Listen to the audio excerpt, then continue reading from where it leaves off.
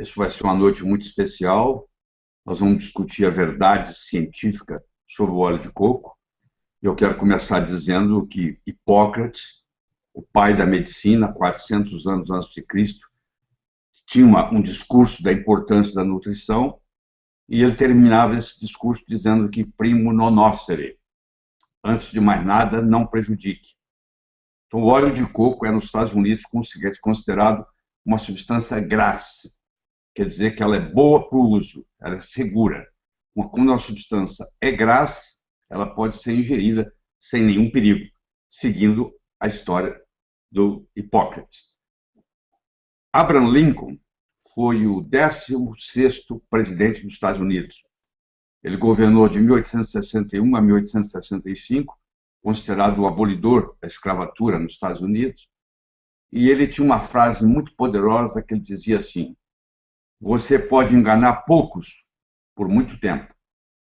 Você pode enganar muitos por pouco tempo. Mas você não pode enganar muitos por muito tempo. Se você olha a história do óleo de coco, ela começa há quase 8.000 anos atrás, onde a medicina mais antiga que existe, que é a medicina ayurvédica, que é a mãe de todas as medicinas, e até hoje praticada, quase 1/3 da população do mundo pratica a medicina ayurvédica, e o óleo de coco tinha um papel fundamental, porque inúmeras preparações medicinais eram feitas com óleo de coco. Se você olha na medicina ayurvédica, você encontra trabalhos, você encontra escritos de 4.000 anos atrás, mostrando a importância do óleo de coco na culinária. Mas vamos pular para a era moderna. Se você entrar no Google e digitar coconut oil, que é óleo de coco em inglês, você vai ter mais de 25 milhões de citações.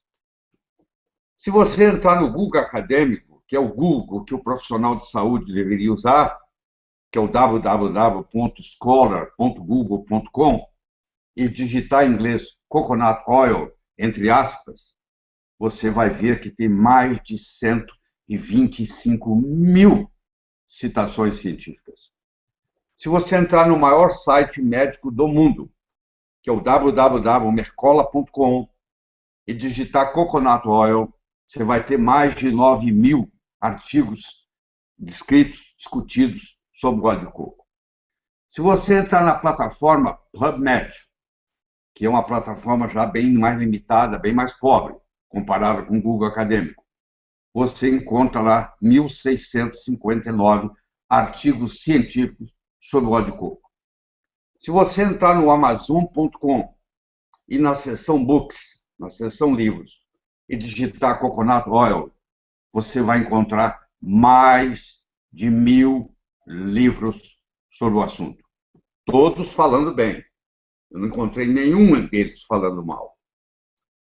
Se você entrar de novo no Google acadêmico e digitar monolaurin, você vai ver que é um produto que vem do ácido láurico, que o ácido láurico, 47% do coco, da gordura do coco é ácido láurico, você vai encontrar 2.370 artigos científicos sobre o processo. Se você pegar uma fórmula infantil, você vai ver que um dos grandes componentes da fórmula infantil são os triglicéridos de cadeia média, advindo do coco. Se você pegar uma pessoa idosa que não consegue comer mais e que está recebendo alimentação parenteral, a base da alimentação via veia parenteral é triglicéridos de cadeia média, advindos do coco. Agora eu pergunto para você, depois de toda essa quantidade de informação que existe, e o óleo de coco usado tanto para tratar o recém-nascido, quanto tratar o idoso que não come mais, por que esse mesmo óleo de coco não seria bom para tratar o adulto saudável? É só você começar a pensar. Pensar é grátis. Falta de pensamento é caríssimo. Então, pensar é grátis. Começa a pensar, você começa a ver. Se é uma substância tão relevante, que tem mais de 125 mil citações científicas no Google científico, no Google acadêmico, deve ter alguma explicação interessante por que isso acontece, certo? Então, se visto isto, você vê que você pode tratar, prevenir e tratar com óleo de coco, Alzheimer, AIDS, aterosclerose, melhorar o perfil lipídico, ajuda no câncer, em infecções, em infestações, em diabetes, em redução de peso, em ganho de peso. Então, existem trabalhos e mais trabalhos e mais trabalhos em todas essas áreas. Eu gostaria de começar discutindo com você, primeiro, a estrutura do óleo de coco. O óleo de coco é uma gordura saturada, mas as gorduras saturadas são muito diferentes umas das outras. Você tem gordura saturada de cadeia curta, você tem gordura saturada de cadeia média e você tem gordura saturada de cadeia longa. Gordura saturada de cadeia curta, nós temos o ácido acético, o propiônico, o butírico, o valérico, o capróico. Esses são de cadeias curtas, eles vão até 6 carbonos. Aí você tem as gorduras de cadeia média, onde você tem o cáprico, o caprílico, o cáprico e o láurico, que são 3. Só para você ter uma ideia, 64% da gordura do coco é de cadeia média. E desses 64, 47% é ácido láurico.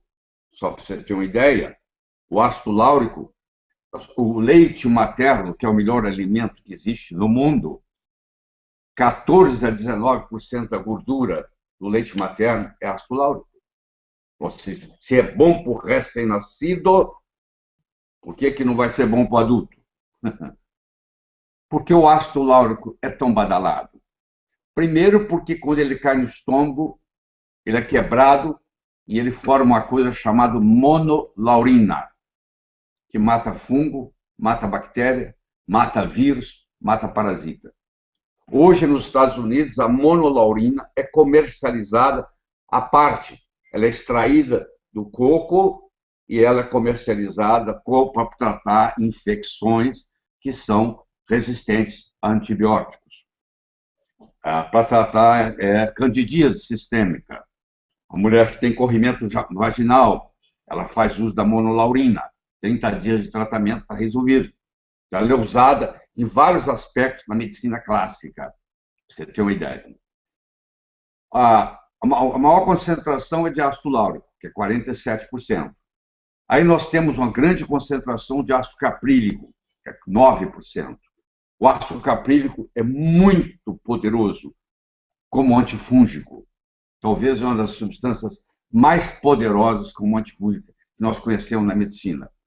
Aí vem o ácido cáprico, que também, quando quebrado, vira monocaprina, que também tem ação. Aliás, todos os triglicéridos de cadeia média, seja ele o caprílico, o cáprico, o láurico, o Dr. John Cabara, professor de farmacologia e química da Universidade State Michigan, ele, em 1966, ele descobriu pela primeira vez que os triglicéridos de cadeia média tratavam tanto infecção quanto infestação. Vou dar um exemplo para você de vírus. Se você pegar o vírus do HIV, se você pegar o vírus do Epstein-Barr, se você pegar o vírus da hepatite C, eles podem ser tratados com o uso do ácido láurico, com o uso do óleo de coco. Por isso, sem resistência. Aliás, todo lugar onde predomina a culinária do coco, você vai ver que tem lugares como Puka Puka, perto da Nova Zelândia, 75% da caloria diária de um habitante de Puka Puka vem do coco. Você tem Tokelau, que é outra ilha perto, 60% da ingestão calórica diária vem do óleo do coco. Em Puka Puka, em Tokelau, por exemplo, não existe diabetes, não existe obesidade, não existe câncer, não existe doença cardíaca. Você vai dizer, isso é genético. Não, não é genético. O Dr. Ian Pryor, chefe do departamento de cardiologia do Hospital Wellington, porque a capital da Nova Zelândia chama-se Wellington, existe o Wellington Hospital, General Hospital, e ele fez um estudo onde ele viu pessoas que moravam na ilha e que mudaram para Nova Zelândia e que deixaram de comer coco, porque na Nova Zelândia, propriamente dito, essa não é o mesmo costume, e todos eles desenvolveram doenças degenerativas crônicas. Todas as ilhas do Pacífico Sul predomina o óleo de coco na culinária. Tem lugar, por exemplo, que ingere mais de 100 gramas de óleo de coco por dia. O Dr. Lindenberg, da Suécia, fez um estudo na ilha de Kitava, onde ele mostrou que lá ele não encontrou nenhuma doença degenerativa na ilha de Kitava, e lá eles ingerem mais de 100 gramas de óleo de coco por dia. Olha que coisa impressionante. Se você vai para as Filipinas, onde o Dr. Conrad Deiret, estudou pacientes com HIV e pacientes com AIDS.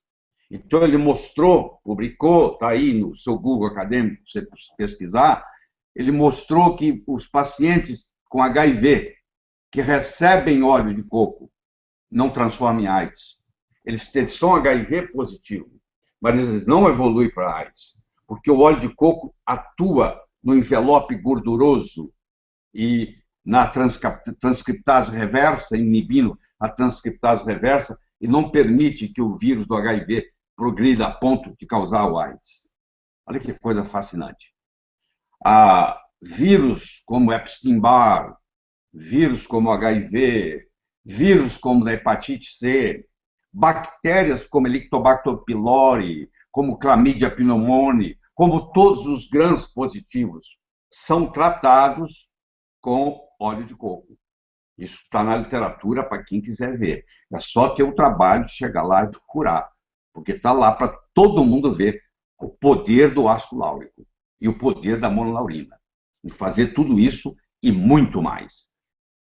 O Dr. Menzik, em 2003, no American Journal of Clinical Nutrition, ele juntou 60 estudos do óleo de coco no perfil lipídico e juntou 60 e fez uma coisa chamada meta-análise. E ele mostrou que a alteração lipídica é benéfica. Há um aumento do HDL, uma pequena diminuição do LDL e não há uma mudança no colesterol.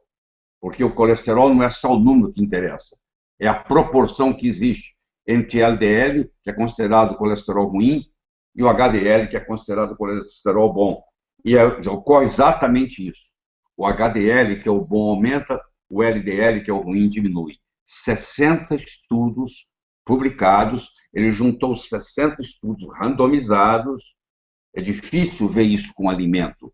Você vê esses estudos com remédios. Lembre-se, o coco é apenas um alimento. E você encontra uma literatura vastíssima na literatura científica sobre o assunto. Vastíssima. Pacientes com diabetes, inclusive diabetes tipo 1, porque o óleo de coco é insulinotrópico. O óleo de coco o coco tem muita fibra. Se você fizer uso do coco em si, você também trata uma série de doenças intestinais, doença de Crohn, síndrome do intestino irritável, inúmeros trabalhos tem. E se você pesquisa com cuidado, você vai ver que existem vários heróis nesse ponto. O Dr. Kabara, que dedicou 40 anos da vida dele a estudar o coco e publicou livros sobre o assunto e artigos sobre o assunto. A doutora Mary Enig, E-E-N-I-G, você pode procurar, antes de ela morrer, em 2014, era a maior autoridade em coco no mundo. Ela também dedicou a vida dela inteira, como bioquímica e farmacologista, a estudar as propriedades benéficas do óleo de coco. Nós temos hoje o Dr. Bruce Fife, que tem uns 4 ou 5 livros sobre coco, e eu posso te recomendar, qualquer um deles é bom, viu? Porque é impressionante a dedicação que esse homem tem. Ele era um cético. Quando ele escutou coco pela primeira vez, ele teve a reação que muitos de vocês têm: mas isso é ácido graxo, isso é gordura saturada. As gorduras saturadas não são iguais. Você tem gordura saturada de cadeia curta, de cadeia média e de cadeia longa. O coco tem 64% do coco é ácidos graxos de cadeia média. Então ele mostrou. O Dr. Bruce Weiss aí assistiu à aula, virou um estudioso no assunto. 30 anos depois, ele já publicou 4 ou 5 livros, todos muito importantes. Fife, F-I-F-E, tá? O Dr. Ian Pryor, que estuda as pessoas que vêm de Puka Puka e Tokelau e mudam para Nova Zelândia. Em Puka Puka, como eu disse, 75% da caloria diária vem do óleo de coco. E em Tokelau, mais de 60% vem do óleo de coco. E essas pessoas mudam para Wellington, capital da Nova Zelândia, e todos ficam doentes, e o colesterol aumenta, eles têm infarto, ficam diabéticos, ficam obesos. Tem inúmeros trabalhos na literatura mostrando a ação do coco na obesidade, porque o coco ele é termogênico. O óleo de coco, que tem os triglicéridos de cadeia média, o triglicéride de cadeia média tem um metabolismo todo especial. Ao invés dele ir depositar nos adipócitos, ele vai direto para o fígado e lá ele forma corpos cetônicos, acetona, acetoacetato, beta-hidroxibutirato. Era o tempo da paleolítica. Se você pegar há mais de 10 mil anos atrás, os nossos ancestrais não conheciam açúcar, não ingeriam praticamente nada de carboidrato, eram nômades. Eles não iam se dar o luxo de carregar com eles.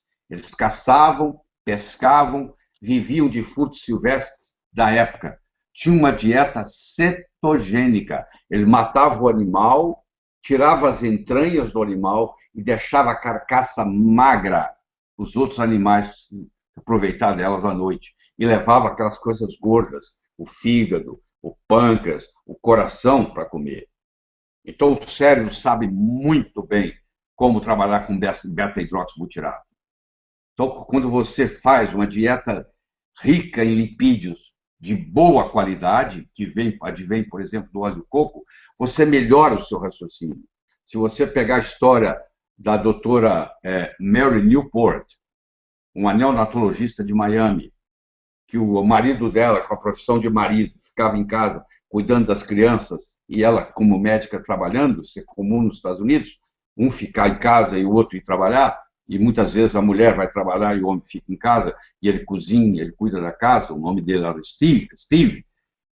E o Steve, então, fazia a contabilidade da clínica dela, e ele começou a errar nos números. E foi fazer um exame, e de repente foi fazer um teste, e ele tinha Alzheimer.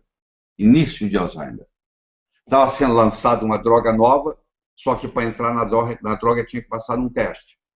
E ele não conseguiu atingir o placar necessário. Foi rejeitado. E a doutora Newport, que eu já assisti ela na Alemanha, dando curso disso, eu fui lá fazer, ela é americana, o que ela fez? Ela começou a procurar no Dr. Google. E ela encontrou o uso do óleo de coco, que cria corpos cetogênicos saudáveis, como o beta-hidroxibutirato, que é utilizado pelo cérebro.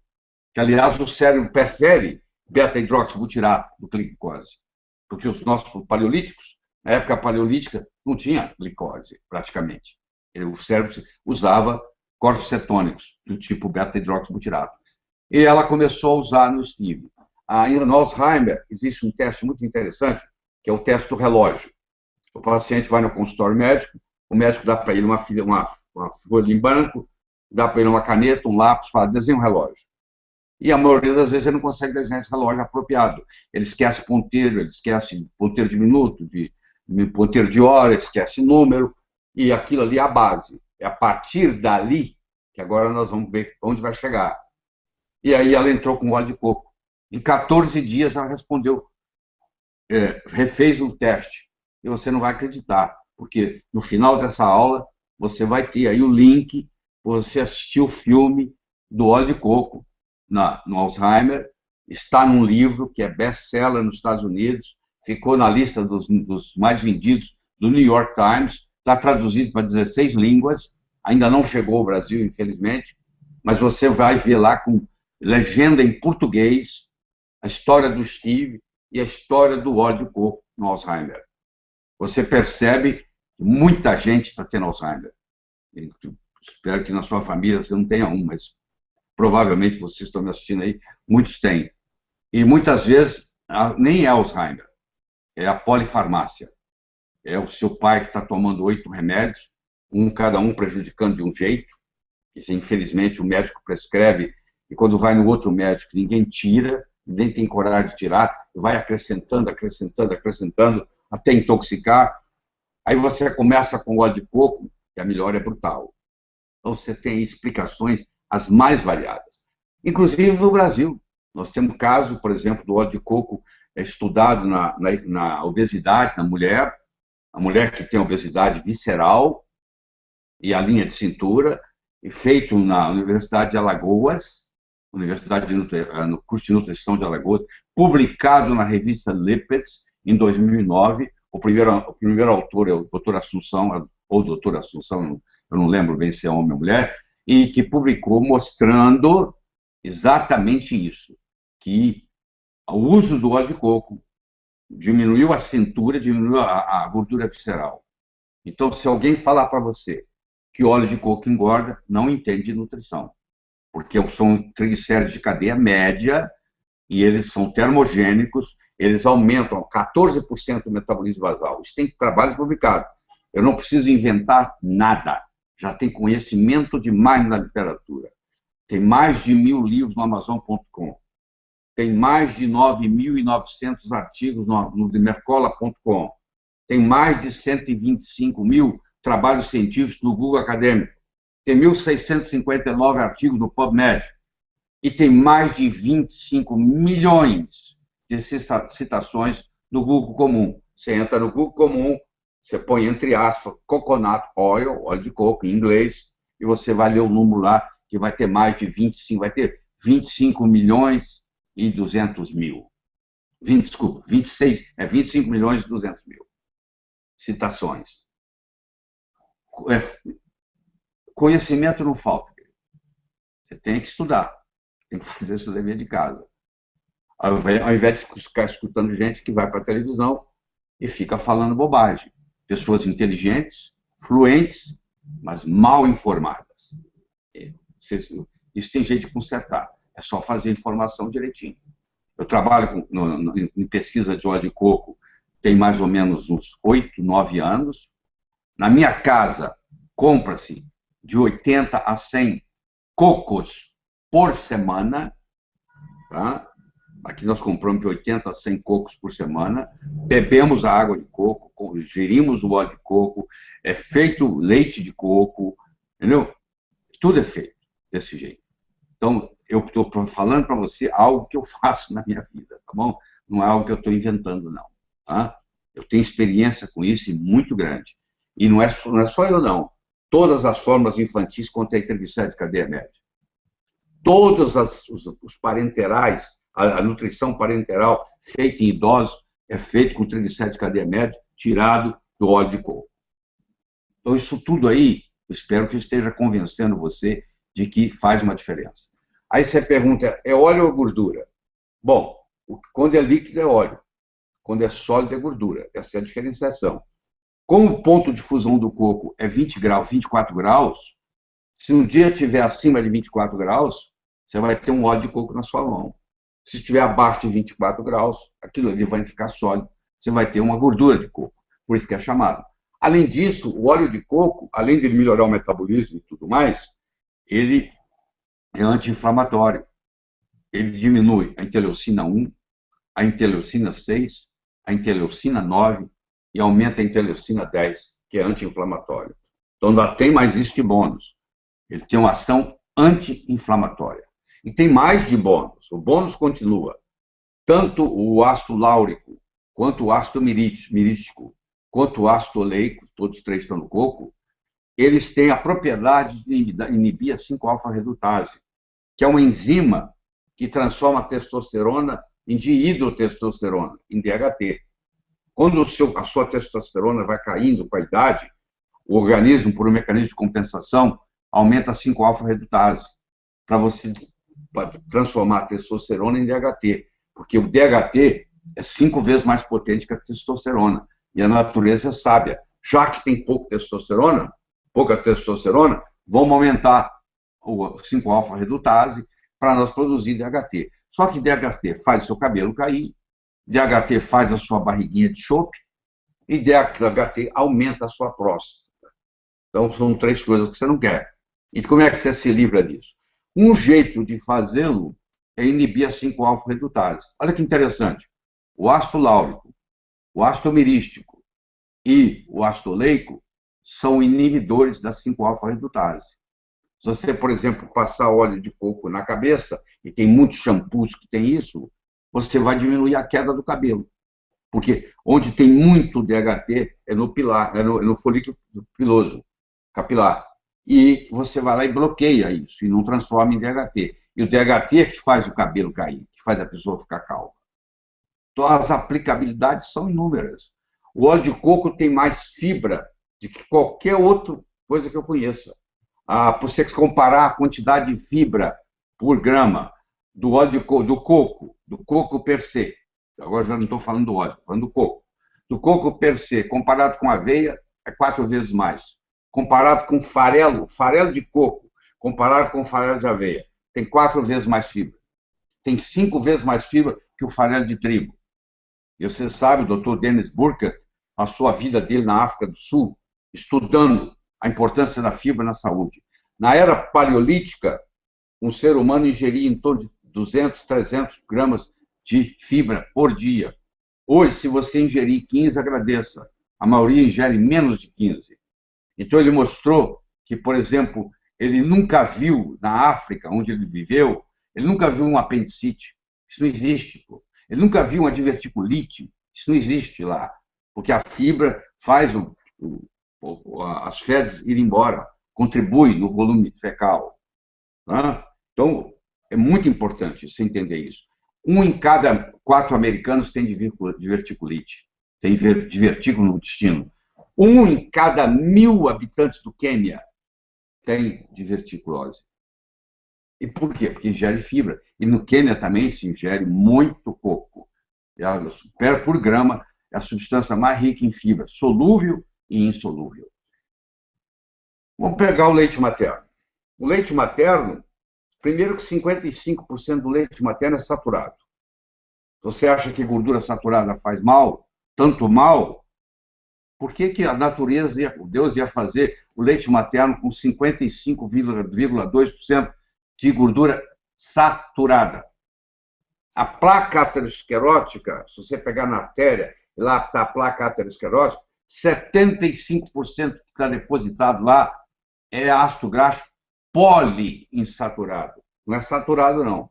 É poliinsaturado.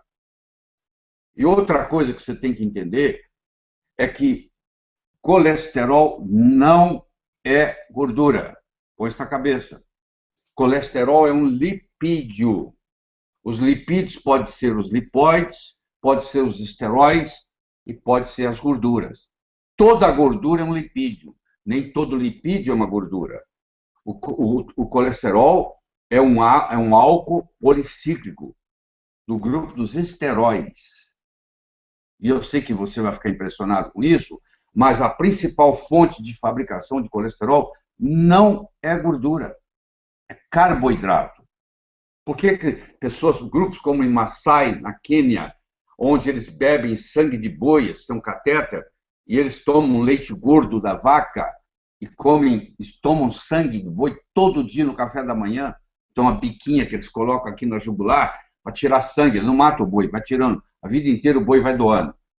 E eles têm um colesterol baixíssimo. Quando eles mudam para Nairobi, que é a capital do Quênia, tudo muda. Eles param de tomar aquele leite, aquele sangue de boi gordo, eles param de tomar o leite gordo, e aí eles desenvolvem a aterosclerose, mostrando que o processo não é genético, é epigenético. Você vai estudando tudo isso, vai mostrando a diferença que existe. Bom, nós estamos com 30 minutos de palestra, eu acho que tem muita pergunta aí esperando, eu vou parar minha discussão aqui e vou responder as suas perguntas, tá bom? Muito obrigado.